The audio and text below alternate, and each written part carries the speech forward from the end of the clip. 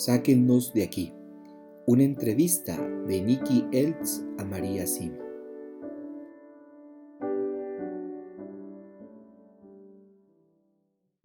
Capítulo 14. La confesión. ¿Qué le han comentado, si han dicho algo las almas del purgatorio acerca del sacramento de la reconciliación o confesión? Oh sí, lo mencionan con frecuencia. Están muy tristes de que se haya vuelto tan poco frecuente, que se haya dejado de lado. Es un regalo tan grande el que Dios nos brinda, que Satanás solamente podría querer destruirlo, y creo que lo está logrando. Deberíamos acudir a la confesión, como debería llamarse, con alegría y no asustados o temerosos, como desea Satanás. No hay de qué preocuparse, no hay nada que un sacerdote no haya escuchado ya. Un buen sacerdote sabe muy bien que él mismo, con todo lo que ha aprendido y experimentado, es mucho más pecador que el resto. Para Jesús y para todos los que encuentra en el cielo, es un gran motivo de alegría cuando llevamos nuestras debilidades y fracasos ante Jesús.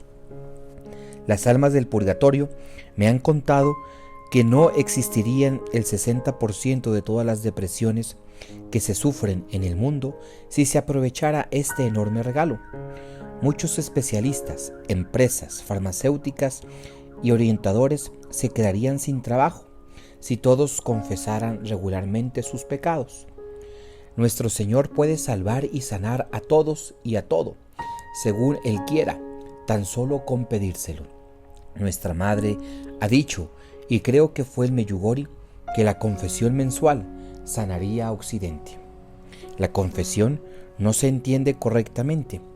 Para la mayoría no resulta difícil diferenciar entre el bien y el mal, pero otro tema mucho más peliaguado es diferenciar entre lo bueno y lo mejor.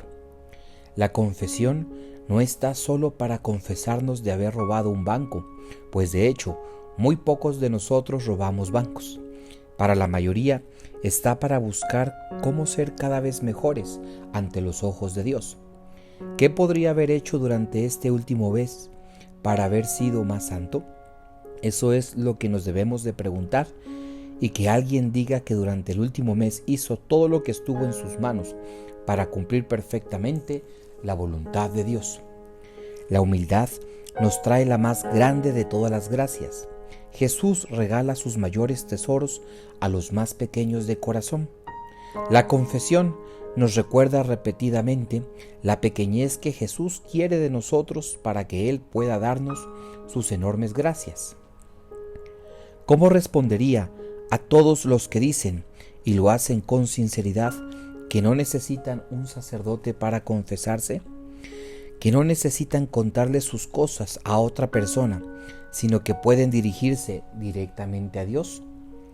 Si lo que usted dice fuera cierto, los psicólogos y psiquiatras no tendrían tanto trabajo. Tanto las personas más inteligentes como las más sencillas pueden ir al mismo sacerdote y ambos quedarían asombrados por los frutos y gracias que surgirían de este breve y libre encuentro con Jesús. Todos los seres humanos tienen la misma necesidad de confesar sus culpas. Todos esos grupos de apoyo y esas largas e interminables terapias tan costosas no serían necesarias si nos acercáramos a Jesús. Y sobre todo, las mayores gracias no nos llegan de ahí, de los expertos y los especialistas, sino solamente por Jesús. Nos dejamos engañar demasiado fácilmente. ¿No cree que Él, para comenzar, nos dio la vida? También es capaz de darnos infinitamente más que las soluciones del tipo como enfrentarte de la mayoría de los psicólogos. Dios los bendiga. Muchos de ellos ni siquiera reconocen la realidad del pecado. ¿Y cómo van a poder tratar entonces la realidad del perdón? Viven de un negocio que se perpetúa, y al no hacer nosotros uso del sacramento de la confesión, a ellos les asegura un coche más grande. Prosperan con nuestros pecados, mientras que Jesús murió por nosotros para conquistar y borrar nuestros pecados para siempre. ¿Y qué me podría decir ante los que retorcidamente dicen que Jesús nunca nos dijo que teníamos que ir a un confesionario o a confesarnos. Es verdad, les sugiero que acudan a confesarse con un sacerdote en un lugar público, contándole sus pecados claramente. Lo importante es que se digan claramente los pecados. Jesús dijo que nos arrepintiéramos, y cuando lo hacemos, Él borra nuestros pecados, y sólo así Satanás deja de saber de ellos. Ya no puede atraer a esa persona mediante ese pecado o atacarle a causa de la débil o inexistente relación con Dios. Pero quien se encuentra en el confesionario es Jesús, no el sacerdote. ¿Está usted segura de esto? Le cuento un caso que lo va a sorprender. Una abuela italiana quiso llevar a su nieto de 8 años al Padre Pío para que hiciera su primera confesión. No sin motivo, estaba muy entusiasmada cuando llegó a la parroquia. El niño entró a confesarse y salió radiante de alegría. La abuela sabía qué apariencia tenía el Padre Pío. Era bajo, gordito, casi calvo, de ojos muy oscuros y de unos 65 años. Aún así, le preguntó a su nieto: «Dime, ¿cómo era?».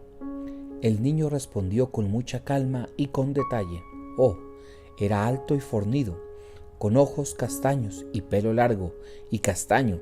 Tenía alrededor de 30 años». Está bromeando, ¿cierto? No, cosas de este tipo suceden con frecuencia en lugares sagrados y de mucha oración. Déjeme plantearle un caso hipotético y luego le haré unas preguntas al respecto. Hay 2 familias. Ambas viven razonablemente bien y con salud. Una de las familias se confiesa regularmente, mientras que la otra no. ¿Existirán diferencias entre sus descendientes? Y si las hubiera, ¿cuáles podrían ser?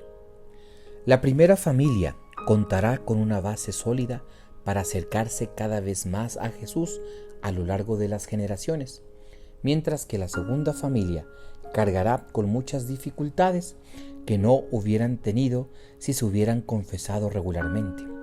Por ejemplo, enfermedades y debilidades que podrían haberse evitado. La actitud correcta y penitente de la primera familia se reflejará en la fortaleza y la felicidad de sus descendientes, mientras que los de la otra familia serán más prósperos a los ataques de Satanás. Entonces, ¿quiere decir que quienes son conscientes de su estado de pecado terminan siendo más sanas que aquellas que no lo son? Sí, con la humildad que produce la confesión y la oración, y con el amor a Dios que nos viene de ello, hace que crezca una fortaleza y un equilibrio que se manifiesta en personas más saludables. Y esto significa que serán más saludables emocional, mental y físicamente, y que también se extenderá a lo largo de las generaciones. Entonces, podemos garantizar vidas más sanas a nuestros hijos, nietos y bisnietos con nuestro amor, con nuestras oraciones y con nuestras confesiones. Sí, exactamente. Gran parte de la medicina actual se limita a reparar los daños. Si los médicos actuales en todos los campos dedicaran el mismo tiempo y energía a la prevención, en el sentido que nos indican los 10 mandamientos, el mundo tendría solo una pequeña fracción de las enfermedades que sufre en la actualidad.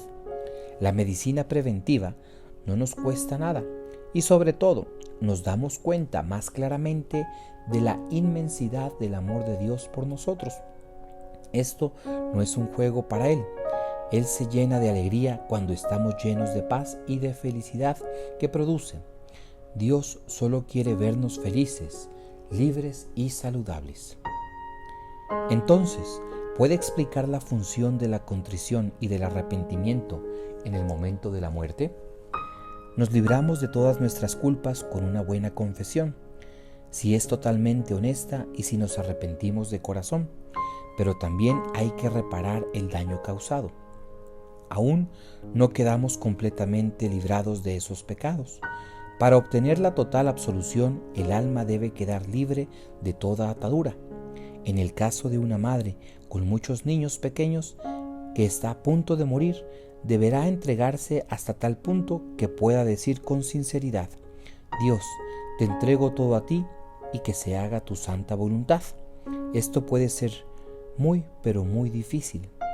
La libertad mediante el pago de hasta el último céntimo, como dice Jesús en el Evangelio, se da entre nosotros y Dios, entre nosotros y los demás, con una reparación extra y liberándonos totalmente de toda atadura sobre asuntos que no sean los de Dios.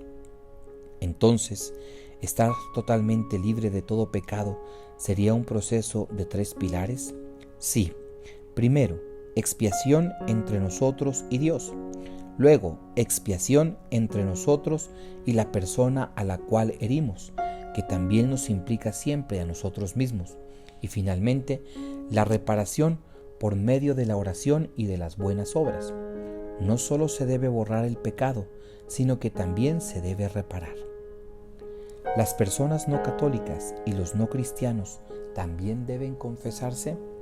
Oh sí, ningún sacerdote que desee cumplir las enseñanzas de Jesús puede rechazar a un penitente. Sin embargo, si esto ocurre, sugiero a esa persona que rece por ese sacerdote que le ha rechazado y que mire adelante. No importa quién sea el pecador, qué educación ha tenido o de dónde proviene. Todo lo que necesita es un arrepentimiento profundo por todo el mal que ha hecho. Pronto ese pecador encontrará un sacerdote por voluntad de Jesús. Se lo puedo asegurar. A pesar de que los no católicos no pueden recibir el sacramento de la confesión, realizar una confesión informal les haría tanto bien a sus almas. Puedo asegurarlo. Cuando un no católico busca esto, Dios le concederá unas gracias muy, pero muy grandes.